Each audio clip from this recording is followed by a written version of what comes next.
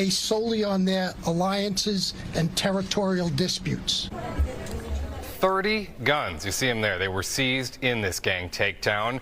But before today's sweeping indictment was announced against members of two violent street gangs, our own Lisa Evers was embedded with the operation as NYPD detectives rounded up the suspects. And she is here now to bring us this Fox 5 exclusive. Lisa, take it away. Well, Chris, this long-term investigation began with the murder of a promising teen basketball player. Now, nearly 4 years later, NYPD detectives tell us they have dismantled two rival gangs who terrorized South Jamaica residents with reckless gunfire, using drill music videos and social media to fuel their beefs. We got an exclusive look at their focused methods, which are very different from the wide net gang sweeps of the past. Some of the more than 30 suspects were already behind bars in state prison and on Rikers Island for other crimes. They were brought into the 111th precinct to be charged in this major gang conspiracy case. So serious were the explosive rivalry between the crews known as Money World and their opposition, or Ops, the local trap stars, that police booked them at separate precincts to keep their family members and associates separated when they showed up. It's pretty much shoot on sight when they see the opposition, and a lot of times innocent people are caught in the middle of it. Over the last 5 or 6 years, these two gangs terrorized an entire community. Before sunrise, more than 150 NYPD detectives and supervisors assembled for the takedown of the alleged gang members.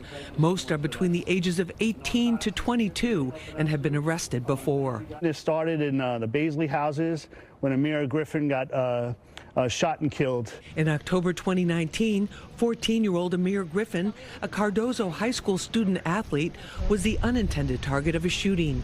He was killed on the basketball courts near his home. Sean, anything you want to say? 18-year-old Sean Brown was arrested for the murder and is part of this case. We have justice for the family. As detectives investigated, they found a connection to other shootings that were happening in South Jamaica. Some were in broad daylight, one even outside a high school. Police say an escalating rivalry between the Money World and local trap star gangs was responsible. Once a shooting occurs and there's retaliation for that shooting, it goes back and forth. And it seems like they're never satisfied with the amount of violence they've committed, and they're always trying to get one up on their opposition. Captain Gillis says the rivalry is over territory, not money or drugs.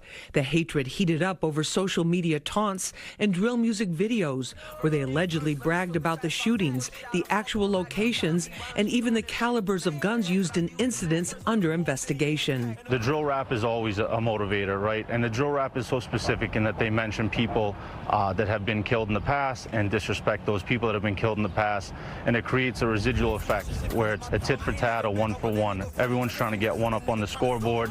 That creates a retaliatory effect on both sides. Suspect in custody. They were in the house. They came out. No shots have been fired. This suspect, who was wanted for murder, is brought in to be booked. Another team returns with a suspect who wasn't part of the original case. Police say he panicked and threw this gun out the window while the officers were looking for someone else. Get that my face, man. Yo, it's Big Ant, the spokesman, man. Back, another edition of Urban Politicians TV, UPTV. Make sure you stay on your pivot at all times, man. Had to come tap in, and first and foremost, I want to send condolences to the entire family of Amir Griffin, who was shot and killed about 3.5 years ago. Got caught up in the crossfire of this war that was going on in Queens and was an unintended target. And I don't know if it was a thing of the mistaken identity, because I did see that, or did he get caught in the crossfire and hit incidentally, but he was shot and killed in this situation. And I don't know all the specific details on it, so I don't want to be disrespectful. I can only go off with the reports and what the news is saying and everything like that. But I want to send condolences to his entire family, and also anybody else who lost somebody in this situation. No matter what's going on, yo, people who don't be involved or people who get in this situation that ain't involved, they are left to deal with the pain in these type of incidents and everything like that. And I'm gonna have links in the description where you can watch this full video on Fox 5, and I'm gonna get into the write-up on Pix 11 and other write-ups in just a second. But we've seen this going down in New York for the last few years with this drill scene, and we done seen they done did this in Brooklyn. We done seen they did this in the Bronx, and now with Queens. The music, the Instagram, all that get portrayed and pushed in one whole pot where you got members and steppers and shooters shooting it out in broad daylight. All of them are innocent until proven guilty. And that's just how we got to do it with the court of law and everything like that. But when you getting caught on camera, you got this going on, that dropping the names in the music, look what you doing. Look what you bringing to yourselves, bro. You got to stop hitting these innocent people. I'm going to tell you like this. Y'all shouldn't be killing each other no ways. And I understand some of them right now, they're like, nigga, this is how I'm living. Fuck what you talking about, big ant. You a lame, nigga. You a sucker, nigga. I'm going to tell y'all something, bro. It's designed for y'all to go up in these prison cells and give them that time where they can get what y'all know what my saying is. Bread per head they can put inside the bed. This is the overall trap, nigga. This the top of the trap. The trap is get you to jump into the streets in the trap so we can catch you up in the trap and put you in the biggest trap of it all, the prison cell where you can't go home and you be here for the rest of your life and we clocking dollars off of you. And we running the whole economy off of this. Now you a slave of the system, nigga, the original system of leasing out slaves after they ended slavery. And this is how the game is gonna go every time. I understand y'all be born in these environments. I can't tell nobody how to respond when they lose a 14-year-old who ain't had nothing to do with nothing, or lose one of their homies. But just understand, bro, if you could avoid these situations, please do. Brooklyn, New York, Queens, everything in the NYC, any city overall, but especially NYC, they hands-on with y'all. They got specific departments dedicated to locking y'all up. And on the write-up says this: 33 alleged gang members were indicted, 5 of them on murder charges in what Queens District Attorney Melinda Katz said may be the largest takedown of its kind in the borough's history. The defendants, who range in age from 17 to 40, were arraigned on a 151-count indictment, variously accusing them of murder, conspiracy, and a host of other charges, according to a Tuesday news release from Katz's office.